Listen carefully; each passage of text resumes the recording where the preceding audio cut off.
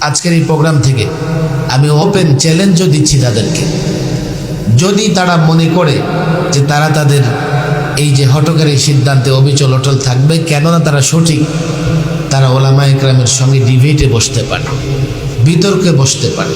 তারা তাদের এই বিভ্রান্তি নিরসনের জন্য ওলামায়ে কেরামের পরামর্শ নিতে পারে। যারা বিভ্রান্তি ছড়াচ্ছে, যারা হঠকারী কথাবার্তা বলছে, তাদের অংশটা জেনারেল শিক্ষায় শিক্ষিত। আমি তাদের কাছে উদাত্ত আহ্বান জানাবো, ইসলামিক বিষয় নিয়ে গবেষণা করবার মতো বাংলাদেশের যথেষ্ট যোগ্য আলেম এবং মুফতি আছেন, ওনারা গবেষণা করছেন।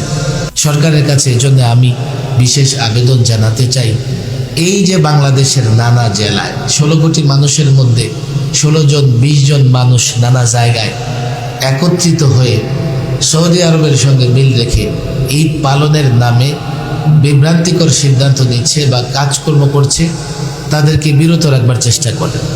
আমরা দীর্ঘ সময় ধরে দালিলিক যে আলোচনা শুনলাম, আমাদের কাছে স্পষ্ট একই দিনে রোজা, একই দিনে ঈদ তারা যেভাবে চাচ্ছেন সেটা মোটেও সম্ভব নয়। অসম্ভব একটা বিষয়ে জাতির উপরে চাপিয়ে দিয়ে তারা বিভ্রান্তি এবং ফিতনা সৃষ্টি করছে। এই আলোচনাগুলো আমাদের সামনে যা উত্থাপিত হলো, আমরা স্পষ্টভাবে বুঝতে সক্ষম হয়েছি যে পৃথিবীর সব দেশে একই সঙ্গে রোজা কিংবা ঈদ পালন সম্ভব নয়। এখানে বিভ্রান্তির মৌলিক কিছু কারণও আমাদের সামনে উঠে এসছে।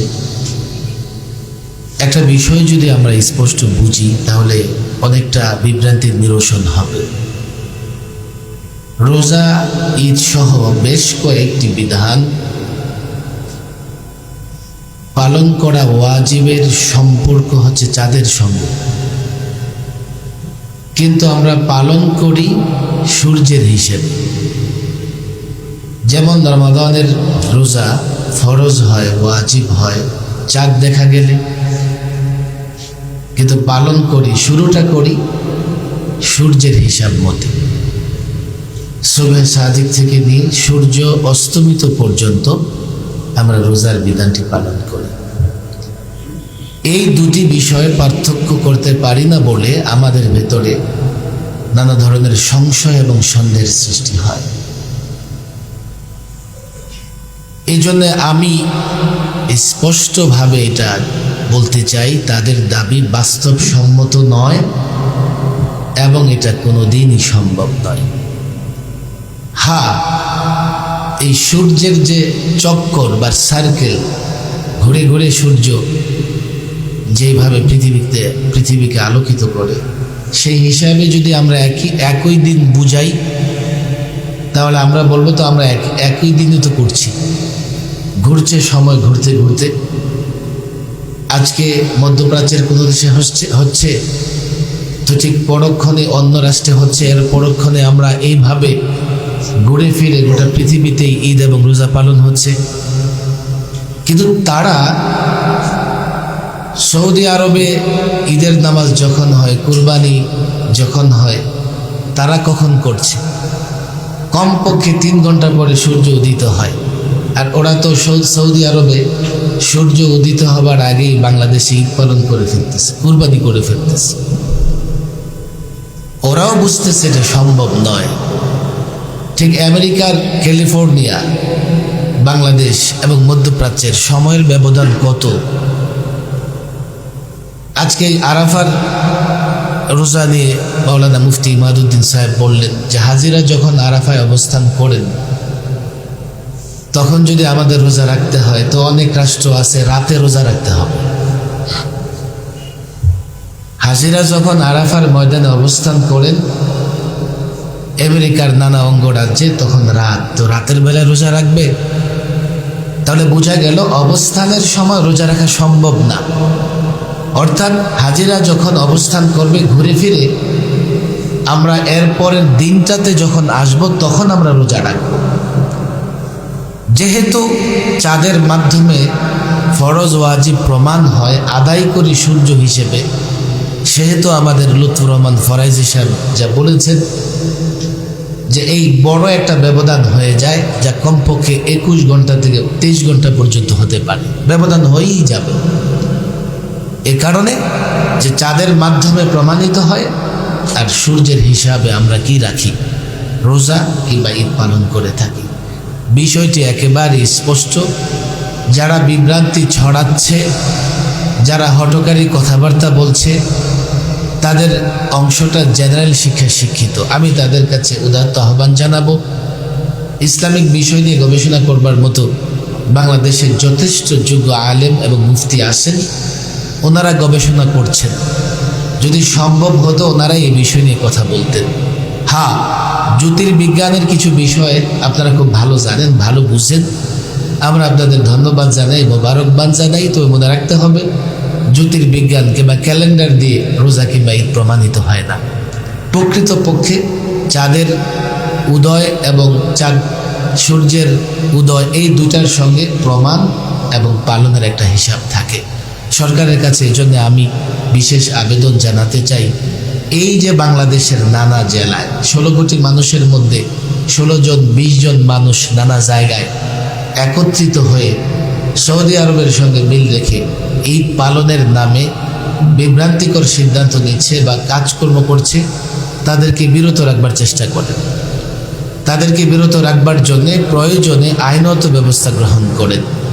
না হলে এই ফিতনা, এই ধরনের হঠকারী কাজ আরও দিন দিন বৃদ্ধি পাবে।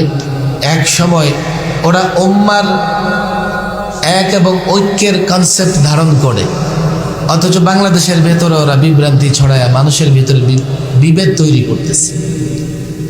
ওরা মনে করে যে গোটা পৃথিবীর সব মানুষ একসঙ্গে কেন রোজা ঈদ পালন করে না, অথচ বাংলাদেশে চলে আসা 1400 বৎসর যাবৎ এই যে একটা আমল আদায়ের পদ্ধতি, এটার ভেতরে সন্দেহ বিভ্রান্তি সৃষ্টি করে বাংলাদেশের মানুষের ভিতরে তারা বিভেদ তৈরি করছে।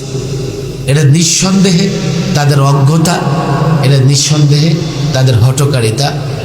এই জন্যে ইসলামিক ফাউন্ডেশন এবং ধর্ম মন্ত্রণালয় দায়িত্বশীল, সংশ্লিষ্ট দায়িত্বশীলদের কাছে আমাদের অনুরোধ থাকবে, অন্তত এবার আপনারা এমন একটা উদ্যোগ গ্রহণ করেন যাতে তারা কোনোভাবেই বিভ্রান্তি তৈরি করতে না পারে।